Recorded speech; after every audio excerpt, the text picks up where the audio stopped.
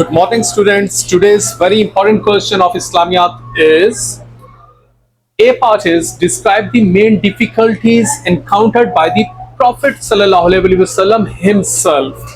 So, very important thing, concentrate on the question. The thing required is difficulties encountered by the Prophet himself, not about the common Muslims during his time in Mecca after his call to prophethood. So this is the question. B part is how does his conduct in one of these difficulties provide an example for the Muslims today? So about A part, if we want to get A grade in the paper, the things should be mentioned in paper are describe various types of the persecutions with named examples of the insulters and the ways they created difficulties for the Prophet ﷺ.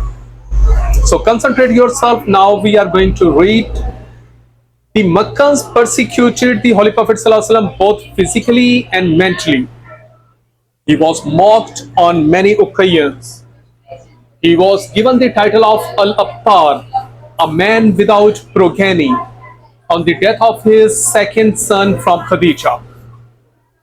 Jamil and others taunted him on an unusual delay in receiving revelations. His preaching and recitation were interrupted by his insulters. He was likewise attacked physically on several occasions. Uqba bin Abi Mu'ayt once put the entrails of a camel on the back of the Holy Prophet ﷺ as he bowed down to prostrate in the Holy Kaaba.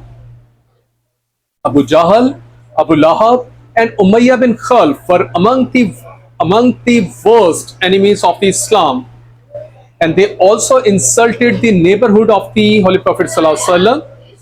And one of the person's wife, whose name was Jamil, would often throw the remains of a slaughtered goat on the Holy Prophet ﷺ while he was busy in prayers. On other occasions, filth and garbage was thrown on the Holy Prophet ﷺ and thorny bushes were spread on his way. An old Meccan woman regularly threw trash on the Holy Prophet ﷺ whenever he passed by her house. Attempts were made to dissuade the Holy Prophet ﷺ from his holy mission by offering a variety of the rich bribes.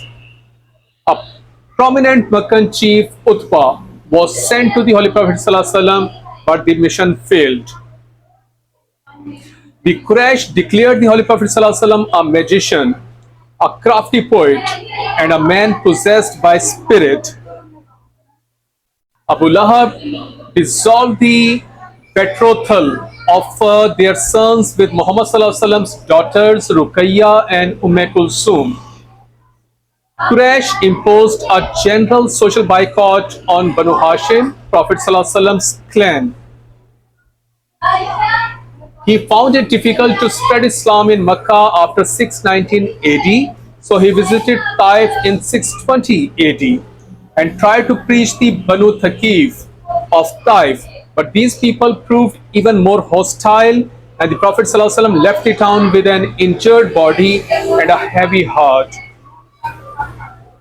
So these were some of the examples of the persecutions of the Meccans to the Holy Prophet ﷺ. So now the second part is the second part was how does his conduct in one of these difficulties provide an example for the Muslims today? So in second part, the things should be mentioned are link the examples set by the Prophet ﷺ with some life situation in modern times. Life of the Holy Prophet ﷺ is an eternal source of guidance for Muslims of all the ages. His conduct in Mecca and Medina provide examples to Muslims in their day-to-day affairs. The Prophet ﷺ faced opposition, mockery, humiliation in his 13 years of life in Mecca. He, however, stood firm against all odds. The Meccan chiefs tried to dissuade him from his mission by bribe and pressure. But Muhammad had unshaken faith and clarity of the mind about his mission. So first we have mentioned some examples of the Holy Prophet and now we are going to link these examples with the modern time. Muslims in modern time may draw valuable lessons from such degree of the commitment and steadfastness. They need to keep in mind that preaching the divine message might invite opposition, not only in physical and mental torture, but also in the form of the worldly riches by non-believers. But this should never discourage them, and they should redouble their efforts with a strong faith in this Quranic promise. So verily with the every difficulty there is a relief.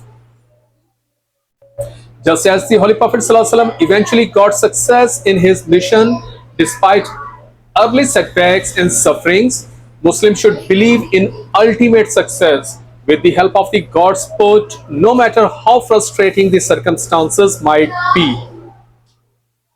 The conversion of the old Meccan woman may also serve as beacon of the guidance for Muslims of all the times.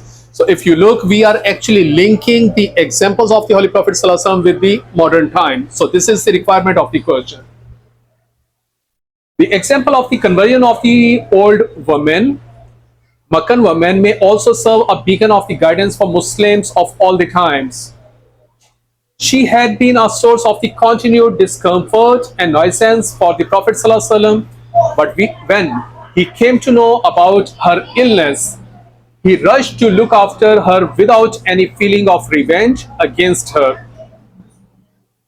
Muslims today may apply this example of the noble treatment in their lives. They should be guided in their attitude by this Quranic promise of the ultimate reward of the forgiveness by God. The recompense for any injury is an injury equal thereto. But if a person forgives and makes reconciliation, his reward is due from God. Muslims in the modern world are in great need of promoting such unity and fraternity showed by early converts, and not fall victim to sectarianism and disunity that negates the very basic teachings of Islam. We should promote mutual love and harmony and follow the example of the conduct of the Holy Prophet ﷺ set for us.